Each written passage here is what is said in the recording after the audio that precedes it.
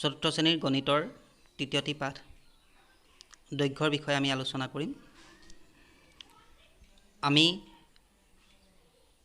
কোনো বস্তু কিমান দীঘল, কিমান চুটি বা কিমান ওখ, কিমান চাপৰ এইবিলাক আমি জুখিব পাৰোঁ।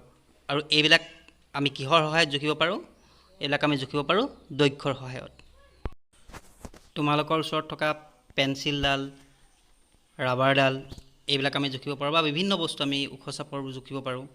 তাৰপিছত তোমালোক কিমান ওখ, কোনোবা এজন বেছি ওখ, কোনোবা এজন কমকৈ ওখ, কোনোবা এজন চাপৰ, আমি মানুহৰ উচ্চতাও জুখিব পাৰোঁ। এই সকলোবিলাক আমি জুখিব পাৰোঁ দৈৰ্ঘ্যৰ সহায়ত। বা তোমাৰ ঘৰৰ পৰা স্কুললৈ কিমান দূৰ এইবিলাকো আমি দৈৰ্ঘ্যৰ সহায়তে জুখিব পাৰোঁ। তোমালোকৰ ওচৰত থকা স্কেলডালৰ সহায়ত আমি দৈৰ্ঘ্য জুখিব পাৰোঁ। প্ৰত্যেকেই স্কেলডালৰ সহায়ত দৈৰ্ঘ্য জুখিব পাৰিবা। এই স্কেলডালত আমি কিছুমান সৰু সৰু ভাগ দেখিছোঁ। আমি কি দেখিছোঁ? নিচেই কিছুমান সৰু সৰু ভাগ দেখিছোঁ বা আঁচ দেখিছোঁ। এই আঁচবিলাককে কয় বা ভাগবিলাককে কি বুলি কয়? মিলিমিটাৰ বুলি কয়।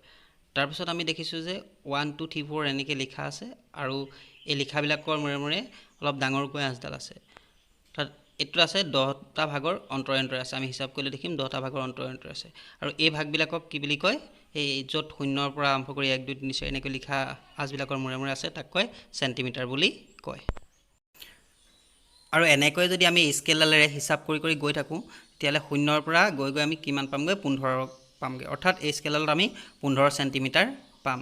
আৰু এনেকৈ আমি হিচাপ কৰি কৰি গৈ থাকিলে এটা সময়ত যেতিয়া আমি 100 চেণ্টিমিটাৰ পামগৈ তেতিয়া তাক ক'ব 1 মিটাৰ বুলি ক'ব। অৰ্থাৎ আমি বুজি পাম 100 চেণ্টিমিটাৰত 1 মিটাৰ। আৰু এই মিটাৰৰ সহায়ত আমি অলপ ডাঙৰ বস্তুবিলাকো আমি জুখিব পাৰিম। তোমালোকে ধৰা কাপোৰ চিলাবলৈ যেতিয়া দৰ্জীৰ ওচৰত যোৱা তেতিয়া দৰ্জীয়ে কাপোৰ 2 মিটাৰ লাগিব, 3 মিটাৰ লাগিব এনেকৈ কয় আৰু এনেকৈ জোখে। আৰু তাৰ ওচৰত এডাল ফিটা থাকে, সেই ফিটাডালৰ সহায়ত জুখিব পাৰে। আৰু আমি লাহে লাহে তাতকৈ ডাঙৰ, মিটাৰতকৈ ডাঙৰ এককবিলাকো আমি জুখিব পাৰিম। কিলোমিটাৰ আমি জুখিব পাৰিম। কিলোমিটাৰ সহায়ত আমি ৰাস্তাৰ দৈৰ্ঘ্য জুখিব পাৰিম। দৈৰ্ঘ্যৰ ডাঙৰ এককবিলাকৰ সম্পৰ্কে তোমালোকে পৰৱৰ্তী সময়ত শিকিবলৈ পাবা। আমি আজি দৈৰ্ঘ্যৰ সম্পৰ্কে এটি থুলমূল আভাস দিবলৈ তোমালোকক যত্ন কৰিছিলোঁ। আশা কৰিম তোমালোকে দৈৰ্ঘ্যৰ সম্পৰ্কে এটি সম্যক ধাৰণা লাভ কৰিবলৈ সক্ষম হৈছা। আজিলৈ আমি ইমানতে সামৰিছোঁ। ধন্যবাদ।